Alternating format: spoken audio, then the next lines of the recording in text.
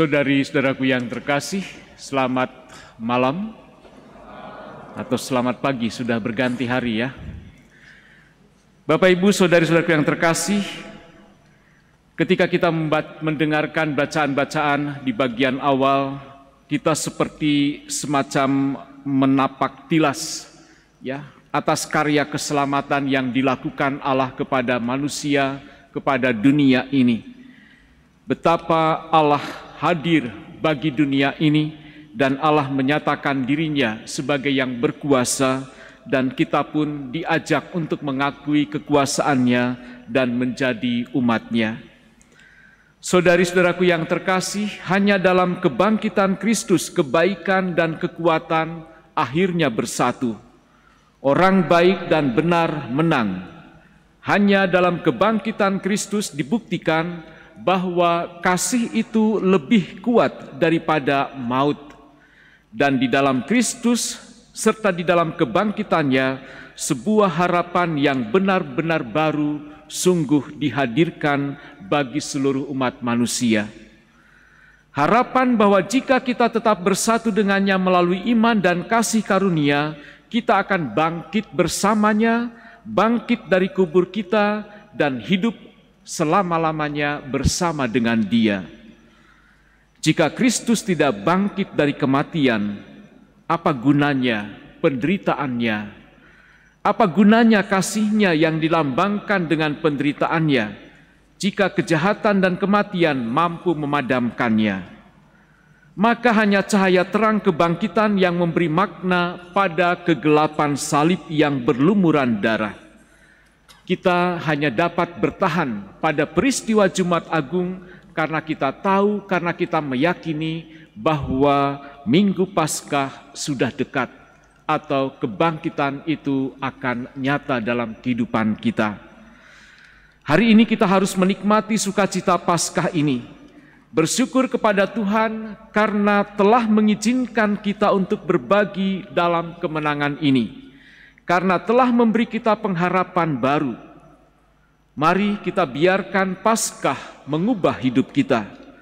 Kebangkitan Kristus adalah kuasa kehidupan kekal yang sedang bekerja di dalam diri kita. Melalui kebangkitannya pada malam Paskah ini, Yesus membuat pernyataan yang sangat penting. Dia adalah Tuhan atas hidup dan mati.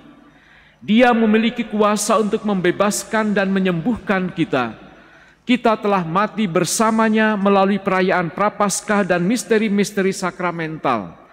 Marilah kita juga bangkit bersamanya melalui kuasa Roh Kudus, kuasa yang sama yang membangkitkan Dia, mampu membangkitkan tubuh kita yang telah jatuh dan lemah karena dosa-dosa kita. Sejak malam ini, kita tidak lagi mencari Yesus di dalam kubur seperti wanita-wanita yang dikisahkan dalam Injil, karena Dia sudah tidak ada di sana. Kita harus mencari Dia di antara orang-orang yang masih hidup, di antara saudara-saudari kita yang menderita, yang terpinggirkan, yang membutuhkan bantuan dan pertolongan, yang merindukan kehadiran kita.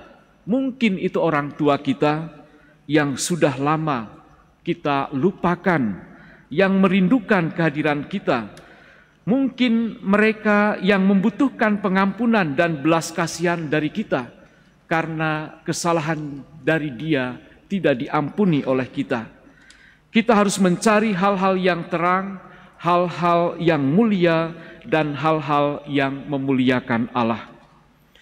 Inilah yang Paulus maksudkan ketika ia berkata, karena kamu telah dibawa kembali kepada hidup yang benar bersama Kristus, maka kamu harus mencari perkara-perkara yang di surga, di mana Kristus berada. Setelah gempa bumi yang dahsyat dan batu yang menutupi kubur Kristus digulingkan, Maria Magdalena dan Maria yang lain mendengar kata-kata ini, "Jangan takut."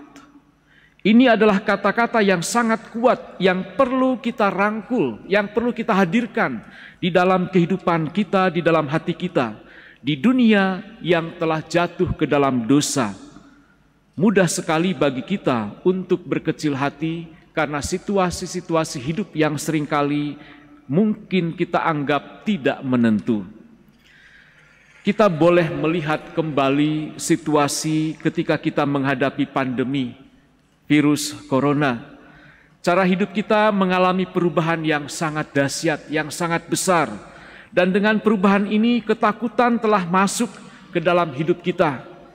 Mungkin kita takut sakit dan mati, takut terpapar, takut kehilangan orang-orang yang kita cintai, takut kehilangan rumah dan pekerjaan, takut tidak bisa menyediakan makanan atau membayar tagihan listrik ataupun kontrakan rumah dan segala macamnya, perkuliahan yang kita hadapi. Tetapi disinilah pesan hari ini masuk. Janganlah takut, seperti yang dikatakan malaikat kepada Maria. Saudari-saudaraku yang terkasih, ada kalanya Allah memberikan tantangan kepada kita untuk membawa kita lebih dekat kepadanya. Tetapi untuk melakukan hal ini kita harus mengizinkan Dia masuk ke dalam hati kita, dan hal ini membutuhkan kepercayaan. Mempercayai Dia berarti meruntuhkan atau menggulingkan penghalang batu yang kita ciptakan di sekeliling hati kita untuk melindungi kita dari rasa takut dan luka. Kita harus membiarkan terang Kristus bersinar di atas dan di dalam hati kita. Ketika kita melakukan hal ini, pengharapan akan turun di dalam hati kita dan kata-kata "jangan takut" akan memiliki makna yang baru, di mana tidak ada lagi rasa takut, yang ada hanyalah rasa percaya. Percaya kepada Dia yang selalu hadir untuk memberikan dirinya bagi kita. Dan ketika kita mempercayai Tuhan, kita tahu bahwa Dia akan melihat kita melalui setiap tantangan hidup, dan ini berarti bahwa Dia mengasihi kita dan kita berarti bagi dirinya. Mari saudari-saudaraku yang terkasih, kita undang Yesus Kristus ke dalam hati kita untuk membantu meruntuhkan segala penghalang yang menghalangi cahayanya untuk bersinar lebih terang di dalam kehidupan kita, sehingga kita dapat menghilangkan segala ketakutan yang kita miliki dan menjalani hidup tanpa rasa takut dan bimbang. Kita percaya bahwa Yesus yang bangkit akan selalu menyertai kehidupan kita. Selamat Paskah, Tuhan memberkati.